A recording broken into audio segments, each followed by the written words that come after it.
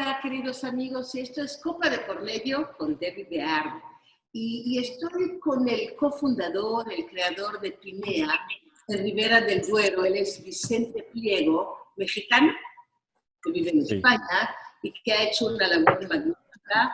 Uno de los mejores vinos de Ribera del Duero, una obra de arte extra. Cada gota que saboreo de vino Pinea es un placer al paladar, en todos los sentidos, la parte visual, la parte aromática, la parte del sabor en boca.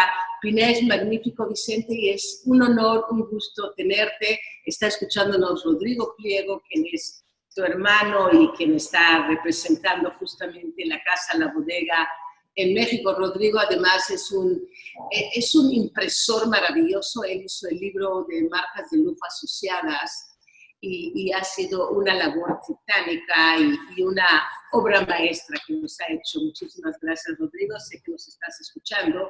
Y Vicente, qué gusto, listos para probar tu magnífico vino Pinea y que nos platiques un poco más de ti, de la bodega y de la historia de esta poesía embotellada. Muchas gracias, Debbie. Gracias por la presentación. La verdad es que me gusta muchísimo siempre hablar con nuestros amigos de México y pues que el vino haya sido también recibido en nuestro país, porque pues sí, somos mexicanos. Yo nací en México, estudié en México, viví en México mucho tiempo hasta que decidimos, mi mujer y yo, tomar la decisión de emprender en un proyecto de vino. Esto fue en el año 2013, más o menos. Empecé con un proyecto de investigación. Como apasionado del vino, sabes que es muy difícil tener una uva favorita. Cuando le preguntas a una persona que ama el vino cuáles son sus uvas favoritas, quizá puedan nombrar 5, 6 o varias uvas, pero decidir por una es difícil, ¿no? ¿Cuál es tu uva? Depende la hora del día, con quién estás, qué vas a comer. Cambia mucho, pero yo veo que tienes una copa Riedel de tempranillo. O sea, así es una copa. Sí, es una muy buena copa Riedel de tempranillo. Y bueno, a mí me gusta un poco más las copas Borgoña, que para el tempranillo y la abundancia del tempranillo visten mejor el vino, pero esta copa la diseñó Riedel para tempranillo y me gusta muchísimo. Es muy compacta y bueno, va muy bien con los vinos que producimos, sobre todo para los vinos de larga guarda. Pero déjame te cuento un poquito de la historia y cómo es que estamos aquí. Pues siempre estudié mucho sobre el vino. Tuve la oportunidad de acceder a varios cursos de sommelier y a varios cursos de estos wine. ¿Los conoces? El WSAT. Lo he tomado y he tomado el Master Sommelier también, claro. Así es. Bueno, yo no llegué hasta allá, pero esta fascinación y este grupo y esta navegación del vino me llevó a entender que mi uva favorita era Tempranillo y para mí la mejor expresión de la uva Tempranillo estaba en España y no solo en España, sino en Ribera de Duero y no solo en Ribera de Duero, sino en el norte de Ribera de Duero, en zonas muy especiales que tenían que ver con una climatología y con una edad de cepa muy especial, ¿no? Cepas autóctonas de Tempranillo, tinto fino, que solamente en esta región podían tener esta expresión característica de la edad, curtidas por el tiempo y el clima, ¿no? Y entonces empecé un proyecto de investigación personal de tratar de localizar cuáles eran las mejores zonas para producir estos vinos muy especiales. Y yo creo que mi principal aprendizaje fue el acercamiento a los viejos de la zona. Cambió totalmente mi visión de la teoría a la práctica. El empezar a hacer vino con estos viejos, con la gente que lleva años y generaciones haciendo vino de una forma muy tradicional, con las manos y con el corazón. Y pues di con una tierra privilegiada. Unos viñedos en el norte de la Ribera de Duero, en el término de Olmedillo y Villatuelda, en el sur de Villatuelda, en el norte de Olmedillo. Si conocen la zona, estamos hablando de unos 20 kilómetros al norte de Roa, quizá unos 30 kilómetros al norte de Aranda, y es la zona limítrofe norte de la Ribera de Duero. Y me enamoré de esa tierra. Entonces, pues aquí la valiente fue mi mujer, ¿no? Que le dije, Vámonos para allá. vámonos, y me apoyó en el proyecto. Y bueno, empezamos a hacer vino de unos viñedos, de estos viñedos muy especiales que pertenecían a una familia que durante muchísimos años cuidaron de esos viñedos. Tiene registros de plantación de 1929. Hay unos registros todavía más antiguos que es difícil describir la edad de la planta, pero si tomáramos el 1929, pues estamos hablando de cepas de 90 años, ¿no? Wow. Esas son unas viñas seguramente maravillosas que dan poca fruta, pero de muchísima calidad. Así es, estas cepas retorcidas que crecen en formas indistintas porque, bueno, es la climatología la que las ha forjado, pero pues son cepas muy sanas porque han sobrevivido el tiempo, ¿no? Las cepas que sobreviven son las cepas que son las sanas, ¿no? Y bueno, nos pusimos a hacer vino en ese año, en el año 2013, con muchas dificultades, porque el año 2013 fue un año muy difícil para la Ribera de Duero, porque la climatología fue adversa, fue un año de mucha lluvia al final de la temporada, o sea, cuando ya la uva estaba en término, pues bueno, unos aguaceros y unas lluvias de estas que cambian por completo la morfología del racimo. Entonces hubo que vendimiar literalmente pecho tierra, ¿no?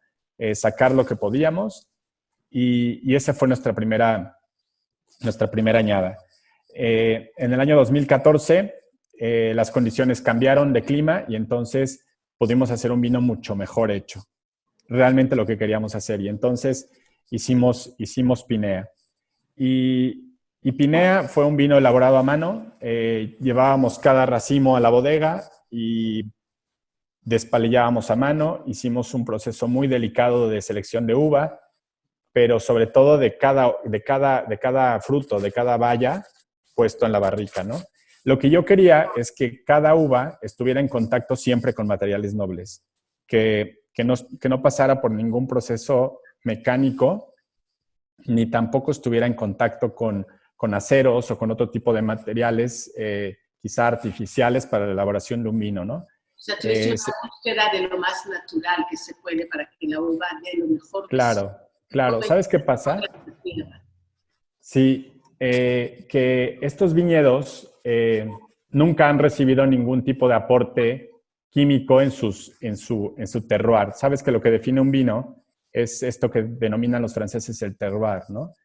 Y pues si tú tienes suelos que han sido siempre respetados, sin aditivos, sin productos químicos, sin pesticidas, sin herbicidas, pues yo quería que esas uvas reflejaran su máximo aporte. Y entonces hubo un experimento ahí de qué cantidad de racimo dejábamos y entonces todos los valores tánicos y la parte acidez del vino y esa complejidad lo queríamos cuidar a que fuera quizá la mejor expresión de esas uvas tempranillo. Y entonces trabajamos mucho en hacer algo muy natural, algo muy apegado a los procesos tradicionales de siempre. No todas las bodegas pueden elaborar este tipo de caprichos de vino, pero nosotros con nuestra producción limitada y nuestros recursos de búsqueda de una investigación de maderas muy especiales, de procesos de elaboración muy cuidadosos y el rescate de levaduras autóctonas, logramos hacer una vinificación maravillosa en el año 2014. Wow, felicidades. ¿Qué te parece si lo vamos catando? Sí, claro. Y de la bodega y de este magnífico vino. Sí, Debbie. Bueno, básicamente son cepas viejas lo que constituyen a este vino. Entonces, el aporte tánico de la estructura de estos vinos proviene también de la fruta, no solamente de las composiciones de madera para su crianza, sino que ya en sí el vino ya refleja desde la fruta esa capacidad tánica de expresión. Lo guardamos, este vino tiene 30 meses de envejecimiento en barrica de roble francés nuevo Trabajamos muchísimo también en la parte de barricas, nos acercamos a toneleros muy prestigiados, Caduz, Sylvain, que te sonarán, casas muy famosas de elaboración de maderas. Y bueno, las tonelerías también trabajan ofreciendo sus mejores toneles a las mejores casas de vino. Entonces tuve que llegar y convencerlos, así como convencí a estos viejos de la zona que me enseñaron a hacer vino, tuve que convencerlos que me vendieran sus mejores barricas.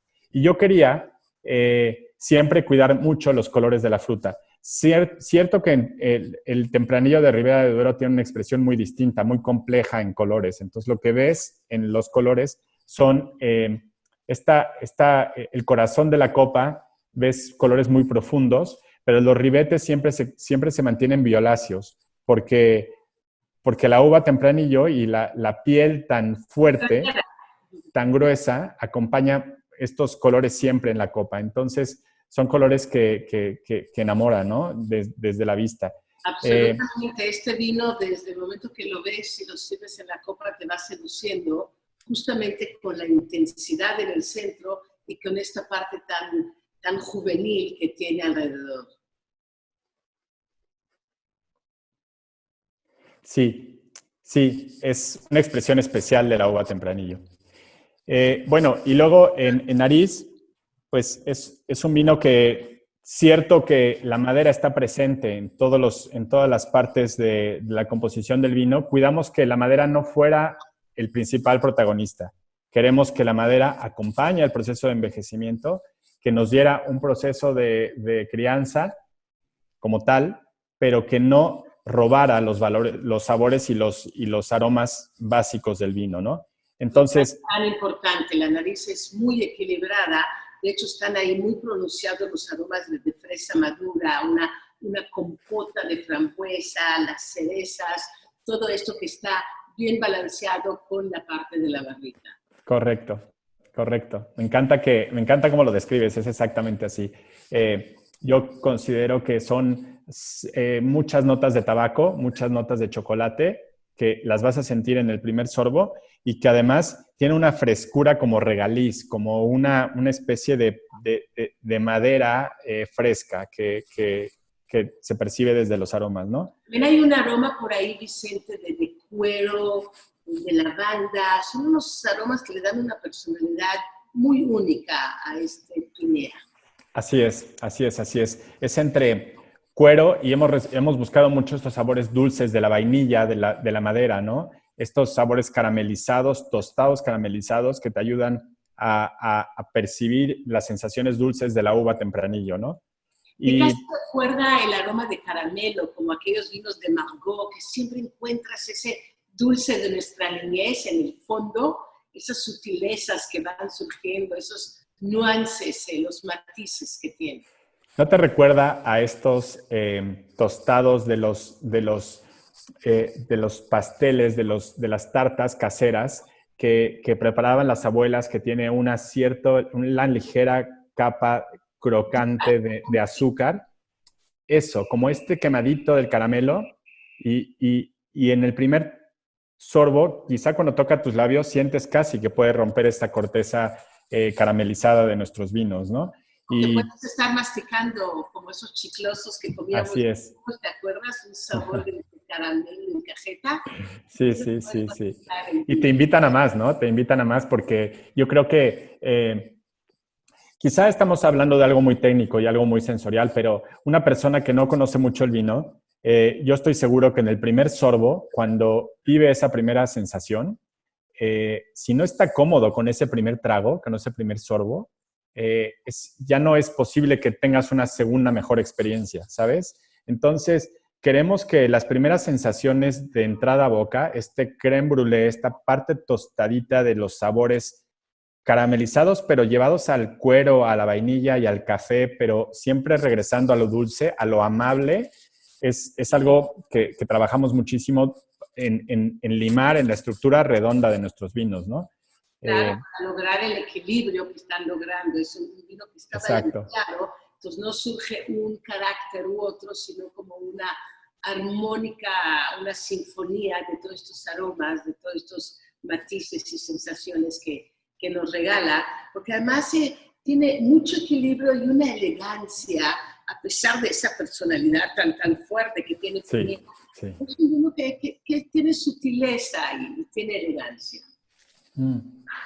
Ya que lo dices elegancia, Debbie, yo creo que una de las características importantes de la Ribera de Duero que nosotros buscamos rescatar es que existen zonas vitícolas de gran importancia en el mundo, pero la Ribera de Duero, la diferencia de la Ribera de Duero a otras regiones es la elegancia de lo simple. Quizá cuando tú te presentas en una zona como Borgoña o como Burdeos o como, por hablar de alguna, ¿no? O la Toscana en Italia, eh, cada una tiene su diferencia y su expresión, incluso hasta en la atmósfera que rodea estas zonas vitícolas. Pero, pero, pero España tiene una composición rural de la simpleza. O sea, los sabores, lo más simple es lo más rico en esta zona de España, en esta zona de la Ribera de Duero. Eh, un tomate de huerto tiene un sabor súper abundante en esta zona. O, o, o, no sé, los quesos, que tampoco son quesos tan estructurados, tan fuertes, tienen un sabor muy característico de los simples, un picante muy ligero y una persistencia en boca, ¿no? No sé, hablando de los quesos, o el pan. El pan es un pan de los trigos de la zona, que es un pan blanco, muy simple, pero que tiene una estructura y unos sabores muy abundantes en boca. Lo mismo los vinos. La elegancia de lo simple en los vinos de la Ribera de Duero fue lo que tratamos de rescatar. Esa, quizá, cuando hablo con otras personas, incluso con algunos colegas españoles, ellos notan esa elegancia de lo simple sin haberlo sentido antes, ¿no? Como que tuvo que llegar un extranjero para decirles, te das cuenta de lo que tienes en manos para reenamorarlos de su tierra, ¿no? Absolutamente, no tenemos que ser rebuscados y buscar el hilo negro para dar muchísima calidad. Y es en lo simple, en Así es. basics, en lo que nos ofrece la tierra, donde se encuentra lo mejor en aceite, en fruta, en verdura y claro, en vinos. Y este Pinea, además, siento que tiene un dejo muy largo al final, lo cual me encanta. Y en tu copa arriba de tempranillo seguramente siempre esto se queda y se queda en el paladar porque llega el flujo justo al lugar correcto en boca. Hasta el roble está también integrado. Y la acidez es atrevida, ahí está, que debe de estar. Como las personas tienen que tener esa chispa, pero al mismo tiempo que forme parte de todos estos taninos tan sedosos y este dejo tan exquisito que nos deja en el paladar. Así es. Uy, qué rico, ¿verdad? Bueno, pues mira, y luego, hablando de los robles y de las maderas, convencer a los toneleros, hemos trabajado mucho en ciertas características de elaboración de nuestras barricas. No es jugar una larga crianza por jugar una larga crianza. No creemos, yo como elaborador de vino, no me gusta fijar mi vino en un roble crianza reserva, como está estipulado en los reglamentos de nuestra denominación de origen, sino que hemos construido vinos de autor. Y para construir vinos de autor, también hemos dado autoría a nuestras propias barricas. Hemos escogido nuestras maderas, nuestro secado de maderas específico, de dónde provienen esos bosques, y luego los ángulos de inclinación de la barrica para que la oxigenación vaya por las capas porosas del vino como nosotros la queremos. Entonces, hemos construido vinos que tomen una forma a la larga crianza. Son vinos de guarda, son vinos que te pueden durar 20, 30 años sin ningún daño, estarán mejores en mucho mejor tiempo, están listos para beberse ahora, pero todos esos factores compuestos han llevado a la expresión de lo que es Pinea. Y eso fue el 2014, ¿no? Déjame contarte, años siguientes, el año 2015 fue un año que la Ribera de Duero calificó como vinos excepcionales, ¿no? Logramos hacer nuestra segunda etiqueta que es 17, by Pinea, es otra etiqueta que te la enseño aquí, bueno, que la conoces. Y en el año 2015 hicimos este vino y lo llevamos al mercado de Estados Unidos 2 años después y rompió todos los esquemas. A la gente se enamoró de este vino. Nos dio muchísima fuerza pensar en otra capacidad de hacer el vino. O sea, habíamos hecho Pinea, el siguiente experimento fue hacer 17, el nombre 17 proviene por un pago de 17 hectáreas de donde estábamos haciendo este vino específico. Y aunque no teníamos el vino, el nombre de Pinea, ni siquiera ni el nombre de 17 listo, seguíamos en 2 líneas de elaboración. Uno con